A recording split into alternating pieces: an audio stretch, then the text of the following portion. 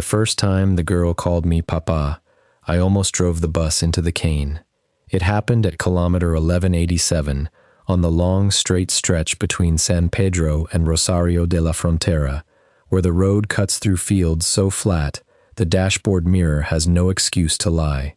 No curve, no sunrise in the glass, no headlights bending faces into other faces, just road, cane, dust, and the girl in the 8th row on the left, sitting 2 seats behind me, wearing my daughter's old gray sweatshirt.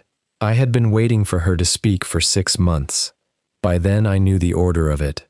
She would board with the old coins. She would count them against the metal tray beside the ticket slot. She would not look at me until she had passed the driver's seat. She would walk to the 8th row on the left, the repaired seat that sat 2 centimeters lower than the others, and her head would dip when she sat down. Then, at kilometer 187, I would look in the dashboard mirror, and the girl would not look like a stranger. She would look like Camila, my daughter. My daughter is 9 years old. The girl in the mirror was 16. That morning, she leaned into the aisle as the cane fields opened on both sides of the road, and she said one word, Papa. I had told myself that if she ever spoke, I would listen for the mistake. There is a small sound Camila makes when she says that word, not a lisp, not an accent, not something anyone else would notice. A tiny breath caught between the P and the A, almost like she is surprised to find me there every time. She has done it since she was 2. I have heard it thousands of times. At breakfast, at the school gate, from the back seat of our car, half asleep in the hallway. Papa. The girl in the 8th row said it perfectly. Not almost, perfectly. That was when I understood the rehearsal was over. Before I tell you what I did after that, I need to tell you how it began, because this is not a story about a ghost on a bus. Ghosts repeat. They haunt. They return to one place because something in them is broken. This girl was not broken. She was learning. My name is Mateo Rojas. I am 48 years old, and I have driven long-distance passenger buses in northern Argentina for 19 years. Most of those years have been on the slow autumn route from San Salvador de Jujuy down to Tucumán, through Humahuaca, Maimara, Tilcara, Volcán, Yala, San Pedro, Metan, and all the hot, dusty spaces between. A route becomes part of the body after that long. You stop reading the road as road. You read it as timing, weight, engine pitch, brake temperature, the way the bus leans before a bend, the place where goats appear near Permamarca, the place where children throw stones at the rear windows if you pass after school, the place where fog sits low over the valley before sunrise, the place where the dashboard mirror turns every face into someone you know for exactly 3 seconds. Every driver on that route knows the curve before Tilcara. The sun hits the mirror at the wrong angle, and for a few seconds the passengers behind you become old memories. I have seen my dead mother there. I have seen my grandfather. I have seen a woman I nearly married when I was 22. I have seen myself as a boy once, sitting 4 rows back with my knees pressed together and my ears too large for my head. Nobody talks about it much. A driver learns which mirrors lie. The first time I saw the girl, she boarded at Humahuaca. She was the 4th passenger on a cold morning in May, just after 6, when the vendors were still setting up near the square, and the air smelled of dust, fried bread, and diesel. She paid in coins, old coins, sun-stamped coins, dulled almost smooth from handling, the kind my grandmother kept in a jar and refused to spend, because she said money remembered hands. The girl counted them one by one on the metal tray, not nervously, not slowly, just with a patience that did not belong to a teenager in a hooded sweatshirt. She wore gray, a faded gray sweatshirt with the hood down and the sleeves pulled over her hands. On the left cuff, There was a rust-colored stain about the size of a thumbnail. I noticed the stain because her thumb rubbed it while she counted the coins. I gave her the paper ticket. She put it into the front pocket of the sweatshirt, walked past me without looking at me, and sat in the 8th row on the left. The seat dipped. I noticed that because that seat always dips. A company repair in 2017 left the frame slightly wrong. 2 centimeters. Not enough to complain about. Enough for a driver to recognize with his spine, even from the front. I closed the door. We left Humawaka. 46 kilometers later, at the curve before Tilcara, I checked the dashboard mirror. The rising sun hit the glass. For 3 seconds, the girl's face became my daughter's face at 16. Camila. Not Camila as she is now, with missing baby teeth and a stuffed rabbit under her arm, and 2 braids on school nights. Camila older, longer face, sharper chin, the same eyes but guarded in a way children's eyes are not guarded yet. Then the road straightened, the light moved, the mirror cleared. She was just a girl again. I told myself what every driver tells himself at the Tilcara curve. The mirror lies. She got off at Tilcara with 7 other passengers. She walked toward the square and did not look back. That should have been the end of it. The second time was 11 days later. She boarded at Maimara, not Humawaka. Maimara is 40 kilometers south. Different fare, different stop, different morning. Same sweatshirt, same stain on the left cuff, same old coins, same unhurried counting, same 8th row on the left, same dip of the head when the bad seat took her weight. I watched her in the mirror until she sat down, then looked away quickly, like a man caught staring at someone else's child. At the curve before Tilcara, the sun touched the mirror again. Camila at 16 looked back from the 8th row. This time, the face held for longer. 4 seconds, maybe 5, then it was gone. She rode as far as San Salvador de Jujuy and got off at the terminal. I remember standing outside the bus afterward, smoking a cigarette I did not want, telling myself that coincidence has weight only if you pick it up, so I tried not to pick it up. But I thought about the sweatshirt the rest of the day. Camila had a sweatshirt like that. Gray, faded, left cuff stained from a nosebleed she got at her cousin's confirmation in 2022. I had cleaned it badly with cold water in a church bathroom while Camila cried and my wife held her shoulders. The sweatshirt was too small now. My wife kept it in the bottom drawer of our wardrobe in Perico, because she keeps everything. School drawings, broken hair clips, birthday cards, the first small shoe Camila ever wore. That night I called home from Tucumán. I asked my wife, Lucia, whether Camila still had the gray sweatshirt. She laughed. "What kind of question is that?" "Just checking. It's in the bottom drawer. Can you look?" There was silence. Then the soft sound of her walking through our bedroom, opening the drawer, moving folded clothes. "Yes," she said. "It's here. What's wrong with you?" "Nothing." "You sound tired." "I am." That was true. It was not enough. The 3rd time, the girl boarded at Volcan. The 4th time, at Tilcara. The 5th time, outside the schedule. That was the one that changed the shape of everything. I was running the express, because Quintana had called in with his back again. The express does not stop at Humawaka, Maimara, Tilcara, Volcan, or Yala. It goes from San Salvador down through San Pedro and Metan toward Tucumán. So when the girl got on at San Pedro after dark, I felt a stillness in my chest so sudden I forgot to hand her the ticket. She stood at the door with her hand out, old coins in her palm. Same sweatshirt, same cuff stain, same trainers, white once and now the color of old paper.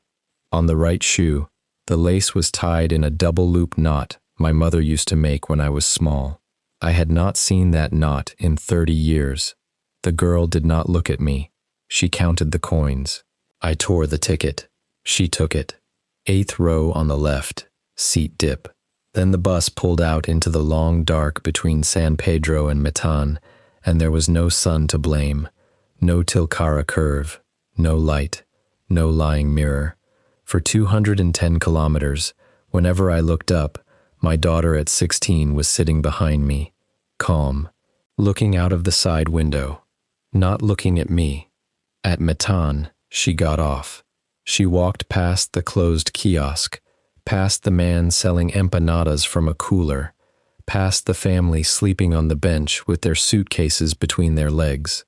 Then she went around the side of the terminal building and disappeared into the dark. I should have followed her. I did not. I closed the door. I pulled out of the terminal. I drove the rest of the route. That is the first thing I am ashamed of. Not because following her would have saved anyone. I do not know that. Maybe it would have ended me sooner. Maybe it would have given whatever this was exactly what it wanted. But I remember sitting there with the door open, the diesel running, my hand on the brake, and choosing not to know. A man can spend his whole life believing he is brave because nothing has asked him the right question. That night in the depot room in Tucumán, I did not sleep. I lay on the cot with my boots on and looked through every photo I had of Camila on my phone. Birthday photos, school photos, blurry kitchen photos, photos of her asleep with the stuffed rabbit, photos with ice cream on her chin, photos from the confirmation where the sweatshirt was stained. The face I had seen in the mirror was not in any of them, because that face did not exist yet.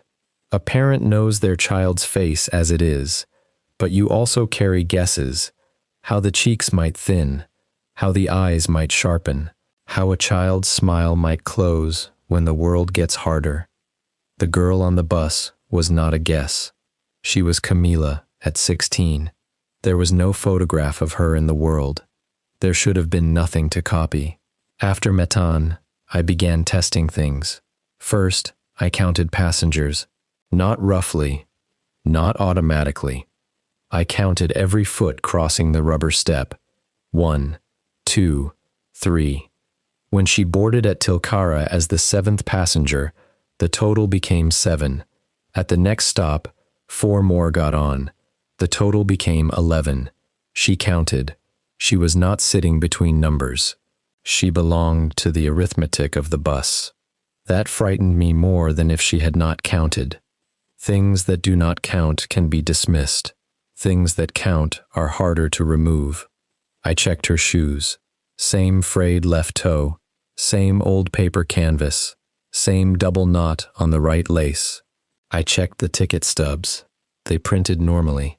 I watched whether passengers avoided her seat. They did not.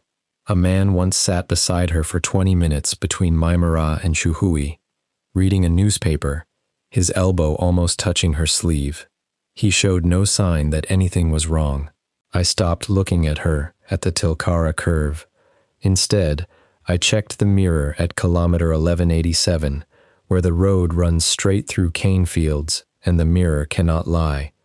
Each time, the face was Camila's. Each time, a little more clearly. By the 7th boarding, she moved through the aisle more naturally. By the 9th, she no longer pulled the stained cuff over her hand when she paid. By the 11th, she looked out of the window with the absent patience of someone who had taken that bus many times. She was not appearing. She was practicing. There is a difference. A haunting repeats because it is trapped. A rehearsal repeats because it is improving. I started phoning my wife from a payphone outside a panaderia on Calle Mendoza instead of using my mobile. I cannot explain it properly, except to say that my mobile began to feel crowded, as if anything I said into it would be heard by more than one person. The payphone was an old steel box under a yellow street lamp. It smelled of dust, metal, and old bread from the bakery behind it. It felt empty. From there, I asked Lucia questions about Camila. Was she sleeping? Was she eating? Had she been quiet? Had she mentioned anything strange? At first, Lucia only became annoyed. Then, On the night of the 9th boarding, she said, "Actually, she told me there's a girl watching her at school." I gripped the metal phone cord. "What girl?" "I don't know. Some older girl. Outside the playground fence." "When?" "Last week. Maybe twice." I told her not to worry. Some teenagers are strange. I said nothing. Lucia said, "Mateo?" "Did Camila say what she looked like?" "No, just that she watched." The yellow light around the payphone seemed suddenly very small. I asked, "Was the girl wearing gray?" Lucia was quiet for a moment. Then she said, "How would I know that?" I hung up too quickly. I stood there with the receiver in my hand, listening to the dead tone, and felt no surprise. That was the worst part. It felt like remembering. The girl was also there, not only on my bus, not only in the mirror. She had found the fence. I went back to the depot room and lay on the cot until morning. By then, a shape had formed in my mind. The girl on the bus was Camila at 16. The girl outside the playground fence was something else. Maybe younger, maybe incomplete, maybe still learning distance. Somewhere there was a process that was producing versions of my daughter, and the versions were rehearsing. Boarding buses, paying fares, sitting in the right seat, watching from fences, wearing copied clothes, carrying copied objects, learning where to put their hands, learning how not to look at me, and I was part of the lesson, my route, my mirror, my habits, my daughter's father in the driver's seat. I decided to confront her on the 10th boarding. I know now that was foolish. At the time, it felt like courage. She boarded at Tilcara. Same coins, same sweatshirt. I let her pay. I let her pass me. Before she reached the 8th row, I stood up. There were 11 passengers on the bus. A man in a blue work jacket. 2 women carrying sacks of vegetables. A young mother with a sleeping child. A student with headphones. Ordinary people with ordinary tired faces. I walked down the aisle. The girl sat in the 8th row, her head dipped with the seat. I stood beside her. Then I said my daughter's name, Camila. She did not move. She looked out of the side window at the ochre wall of the church. I said it again, Camila. The man in the row ahead turned and looked at me with polite concern. No one else reacted. The girl did not blink. Then a sound came from the front of the bus. From the speaker grill above the windscreen, the radio was off. The sound was a breath, a small exhale through the nose, patient, tired, the kind of sound an adult makes when a child asks the same question for the 3rd time and the adult decides not to get angry. It was not threatening. That made it worse. It sounded like something in charge of the situation had noticed my little experiment and found it childish. I went back to the driver's seat. I closed the door. I drove. She got off at Jujuy Terminal without looking back. I told Hugo, my supervisor, that I was sick. Hugo had known me for 16 years. He looked at me and said, "You don't look sick. You look scared." I said it was my stomach. He told me to take the weekend. I took the local train home to Perico instead of the company minibus because I did not want to be inside any vehicle belonging to the route. I arrived just before midnight. Lucia was on the sofa reading. Camila was asleep. I went into Camila's room and stood beside her bed. She was 9, hair braided, mouth slightly open, stuffed rabbit under one arm, the window open a finger's width, because she liked fresh air when she slept. I placed my fingers lightly on her shoulder. Warm, breathing, real. My daughter, not the version in the mirror, not the girl at the fence. My daughter. The next morning, I opened the bottom drawer of our wardrobe. The gray sweatshirt was there. I lifted it out. The rust stain on the cuff was exactly where it should be. Inside the hood was the small ink mark Camila had made during a car journey in 2021. It was the sweatshirt. It was in my hands. It had also been on the girl for 10 boardings. I put it back and closed the drawer. At breakfast, Camila talked about school. Lucia talked about the back door hinge she had fixed herself. The kitchen window was open, and the wind from the citrus groves brought in the smell of orange blossom, which is the smell of every May of my marriage. I sat there with my wife and daughter and thought, if I speak, I bring it inside, so I did not speak. That is the second thing I am ashamed of. I did not tell my wife because I was afraid the telling would make a place for it at our table. By then I believed attention mattered, names mattered, routes mattered, mirrors mattered. If I said, there is a girl copying Camila, then the house would become part of the rehearsal. I went back to work the following Thursday. The girl boarded at Yala. She had the sweatshirt, the coins, the shoes, the seat. The mirror at kilometer 187 gave me my daughter at 16. I kept driving. For the next month, the boardings did not become more dramatic. That was how they became worse.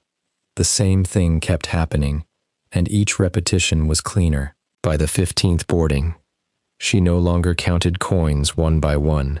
She paid the way Camila pays now at the kiosk by our house, pushing the coins forward all at once, and trusting the adult to know they are correct. By the 18th, she took a notebook from the sweatshirt pocket, blue cover, horse sticker on the front. The top right corner of the sticker was peeled. I had seen that notebook on our kitchen table 2 days earlier while Camila did homework. When I got home that Sunday, the notebook was in Camila's school bag. Same sticker, same peeled corner. The girl on the bus had a copy. The process was no longer copying only old things. It was copying current things.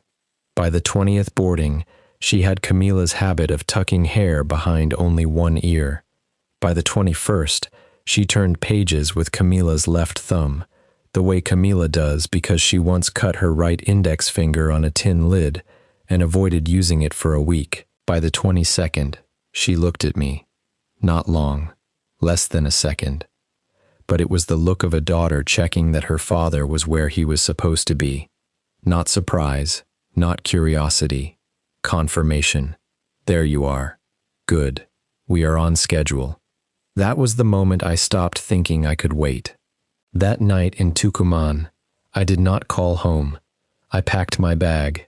Behind the long-stay car park, Hugo kept an old Renault. A year earlier, he had given me the spare key to move it during paving work, and I had never returned it. He had never asked. At 01:20, I took the Renault and drove north. Not in a bus, not on company time, not in the vehicle where the girl had learned me. I drove alone through the night, through the same roads I knew too well, past sleeping towns and dark service stations, past the cane and scrub, and the silent stretches where the mountains are only a darker shape against the sky. I reached Perico just before sunrise. Our house was quiet, patio gate bolted, kitchen light off, Lucia's car in the side bay, Camila's bicycle leaning against the wall by the back door. Everything exactly as it should be. I let myself in, took off my boots in the hall, went to the kitchen, put the kettle on without thinking.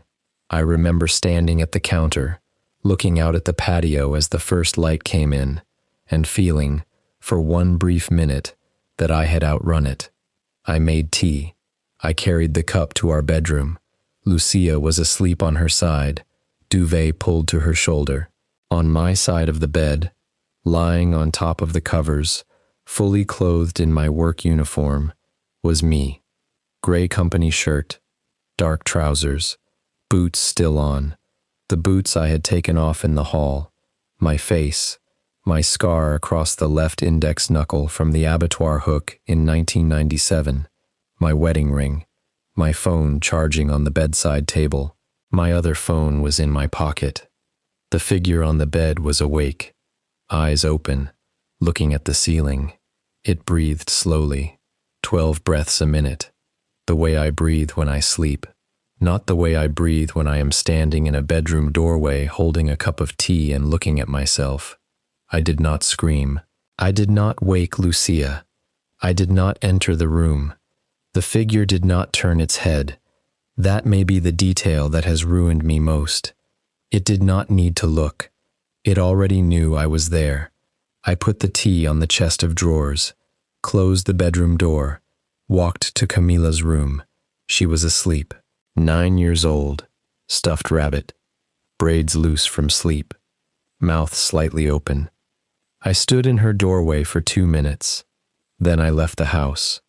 I put my boots back on, drove Hugo's Renault back to Tucumán, parked it exactly where I had taken it from, clocked in for the afternoon service, drove north with passengers who had no idea that the man at the wheel had just found himself breathing beside his wife. The girl never boarded northbound. She never did. The rehearsal always moved south. That night, from the payphone outside the panaderia, I called Lucia. She sounded tired but normal. She told me Camila had won a small school prize for a drawing of a condor. She told me the back door hinge was still working. She told me she had slept badly because, in the half-light, she thought I was lying beside her, but when she reached out, my side of the bed was empty. I asked what time that happened. About 7:30, she said. The figure had left before she woke, or it had learned how to be absent. She asked when I was coming home. I said Sunday. She said, "Good. Camila misses you." I said, "I miss her too." I did not go home. I kept driving. That is the third thing I am ashamed of, and also the only thing I could think to do. As long as I drove the route, the rehearsal stayed on the route. As long as the girl boarded my bus, she was not inside my house. As long as she practiced in the 8th row, the smaller one outside the school fence stayed outside the fence. That was the bargain I invented. I do not know if anyone offered it, but I lived inside it. I drove the southbound service every time they would let me. If another driver was scheduled, I traded. If I was tired, I lied. If Hugo asked why I wanted so many hours, I said money. He believed me, because everyone believes money. The girl kept improving. She began to turn when passengers passed her, the way Camila turns when someone moves too close behind her. She began to rest her forehead against the window when the bus slowed, leaving a small circle of breath fog on the glass. She began to make little irritated sounds when the bus braked hard. Once, outside Metan, a baby started crying near the back, and the girl looked over with the exact annoyed tenderness Camila uses with younger children, as if she wants them quiet but feels bad wanting it. She was getting better. Then came the morning at kilometer 187, the one I told you about at the beginning. She boarded at Volcan. Old coins, gray sweatshirt, horse sticker notebook, 8th row. At kilometer 187, I looked into the mirror. She was already looking at me. Then she said it. Papa, with the tiny breath between P and A. Perfect. My foot slipped from the accelerator. The bus lurched. A woman gasped behind me. The cane fields held steady on both sides. For a second, I saw all of it at once. The girl in the bus was no longer practicing. The figure in my bed was no longer only a figure. The smaller one at the playground fence was not waiting to begin. They were stages of the same process. Father, daughter, family, root, home. The process was not copying people. It was copying relationships. A body is easy. A face is easy. A sweatshirt, a notebook, a ring, a scar, a breathing rate. Those are objects, data, props. The hard part is learning who a person is to someone else.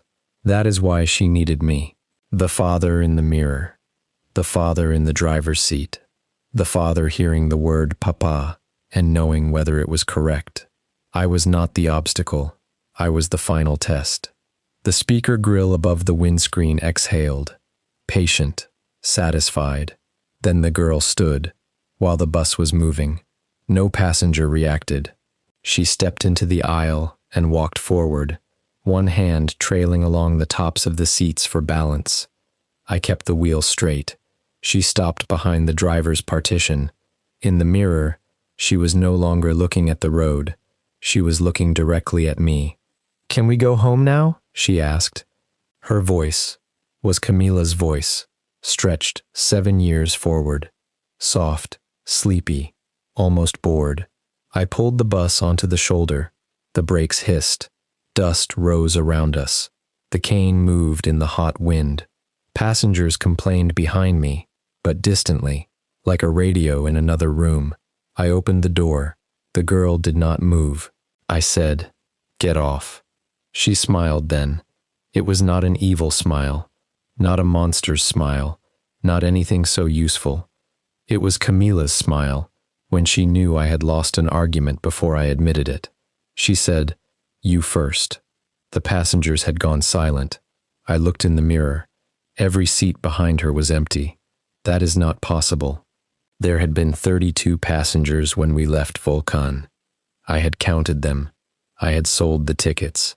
A man with a red cap, 2 students, a woman carrying a cage with a chicken inside, a mother and child, the old man who always rode to Güemes with a sack of tools, all gone. Only the girl in the 8th row, only her standing in the aisle, only me at the wheel. The road ahead shimmered, the road behind shimmered. The speaker grill gave another little exhale. I understood then that kilometer 187 had never been where the mirror could not lie. It was where the route could close around me without witnesses. The girl took 1 step closer. "Papa," she said again. "Perfect."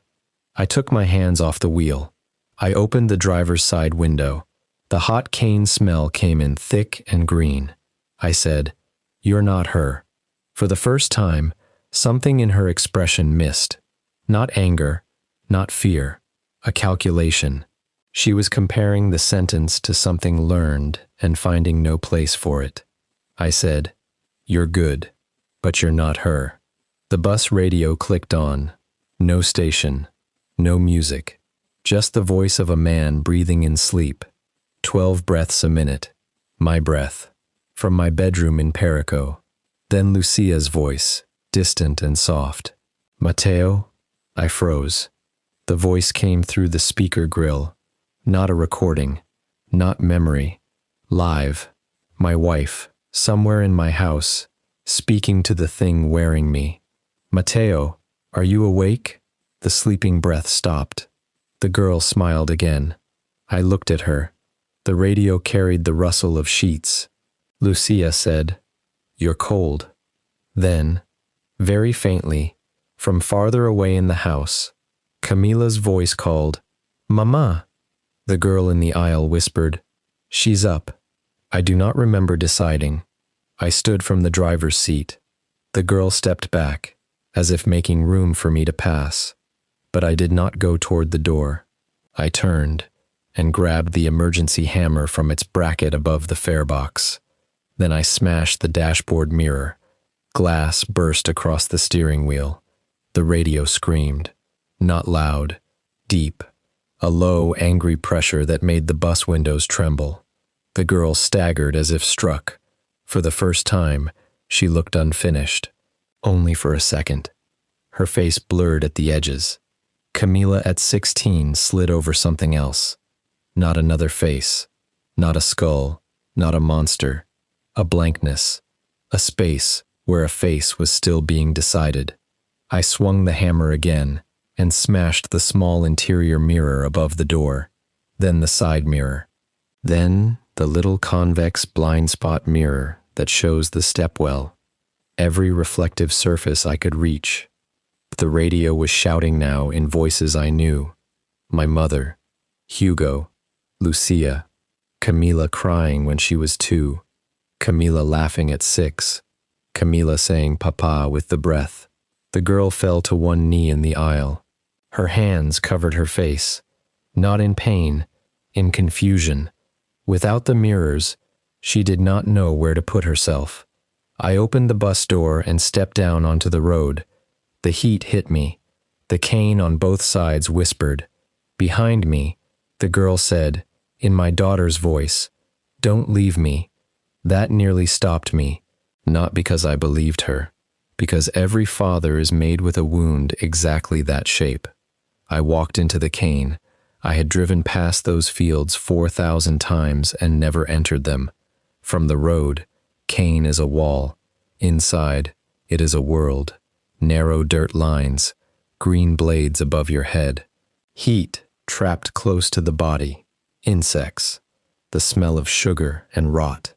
The bus engine idled behind me. The radio scream faded. I kept walking. At maybe 15 meters in, the sound of the road disappeared. At 20, I could no longer see the bus. At 30, I heard footsteps behind me. Small, careful. I did not turn.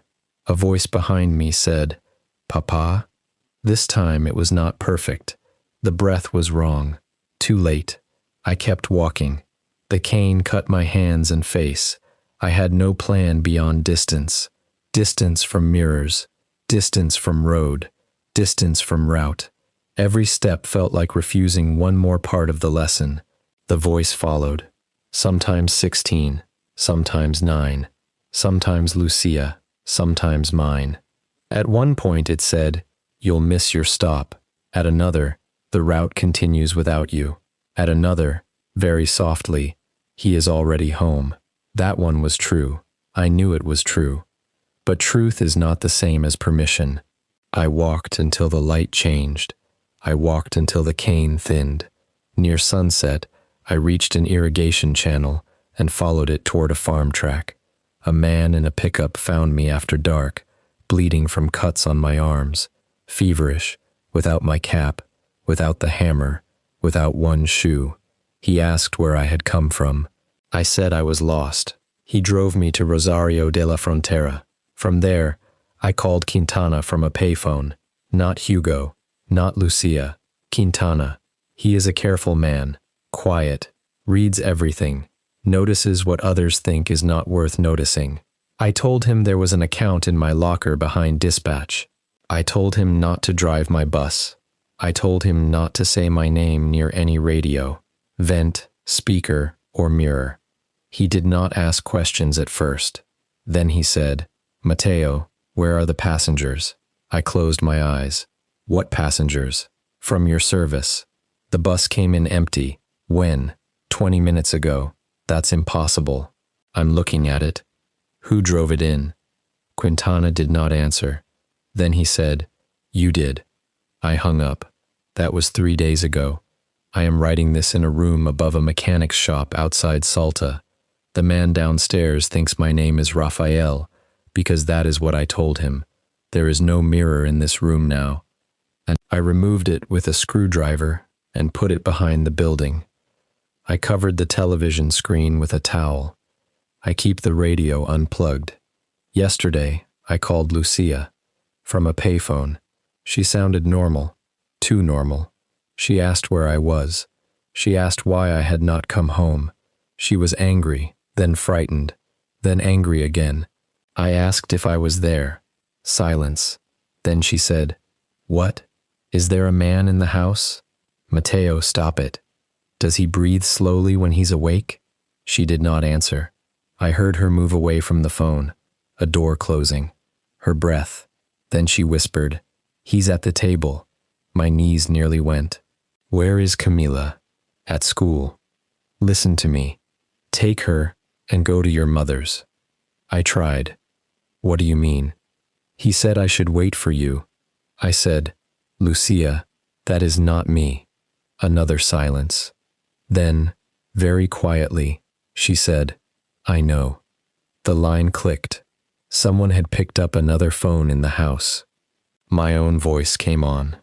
Calm, tired, a little amused. "Mateo," it said, "you're making this harder for everyone." I hung up. I have not called again. This morning, a bus passed the mechanic's shop just after dawn. Not my company, not my route. A local service, painted blue and white, windows dirty from the road. As it passed, I looked away. Too late. In the side window, for less than a second, I saw a girl sitting 2 seats behind the driver. Not 16. 9. 2 braids. Stuffed rabbit under one arm.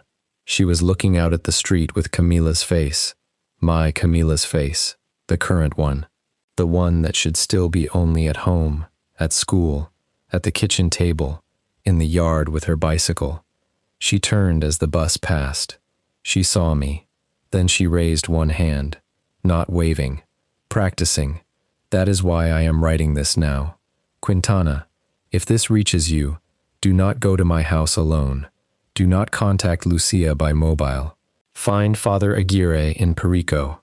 Use a payphone. Tell him to go in daylight. Tell him to sit in the kitchen with the windows open. Tell him to listen to the man at the table and count his breaths. 12 breaths a minute is sleeping breath. A waking man should not breathe like that. Tell him not to bring mirrors. Tell him not to let Camila ride any bus. Tell him to burn the gray sweatshirt in the bottom drawer if it will burn. If it will not burn, bury it somewhere the route does not pass. And if anyone sees a teenage girl in the 8th row on the left, wearing gray, paying in old coins, do not speak to her. Do not say her name. Do not let her hear what love sounds like in your mouth. That is what it is learning. Not faces, not clothes, not habits.